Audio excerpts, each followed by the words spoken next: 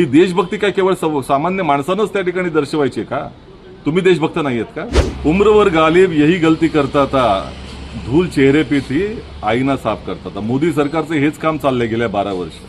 स्वतःच्या नाकर्तेपणाचं संपूर्ण खापर हे जनतेवर फोडण्याचं काम होतं. जनतेनं जबाबदारी द्यायची, जनतेनं देशभक्ती दाखवायची आणि यांनी हात वरती करायचे.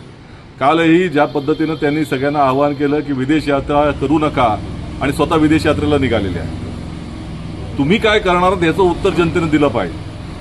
हे IPLची एवढी मोठी इव्हेंट सुरू आहे जी आपल्या जय शहाजींच्या नेतृत्वाखाली चाललेलं आहे देशामध्ये.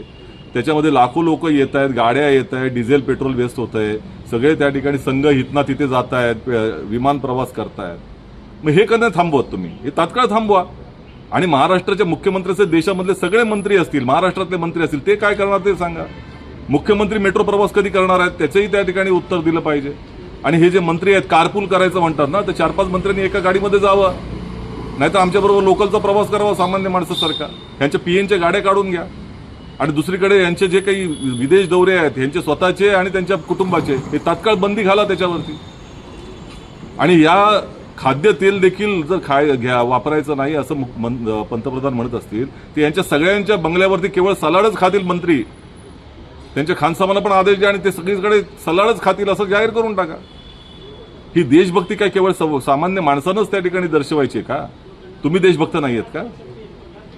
त्यामुळे ह्याचं संपूर्णपणे जे काही प्रकार चाललाय भारतीय जनता पक्षाचा, ज्या पद्धतीनं त्यांचा नाकर्तेपणा झाकण्यासाठी सामान्य जनतेवरती मध्यम वर्गाला बदनाम करण्याचं काम चाललंय. मध्यम वर्ग हा पैसे व्यस्त करतो आणि त्यांना सोनं खरेदी करण्याची क्षमता नाही मध्यम वर्गामध्ये झाली.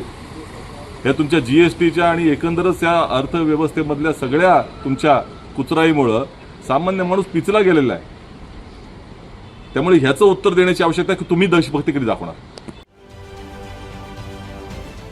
महाराष्ट्रातील सर्व बातम्यांचे विश्वासार्ह व्यासपीठ, सकाळच्या सर्व सोशल मीडिया प्लॅटफॉर्मला लाईक, फॉलो आणि सबस्क्राईब करा. तसंच सर्व नोटिफिकेशनसाठी बेल आयकॉन प्रेस करायला विसरू नका.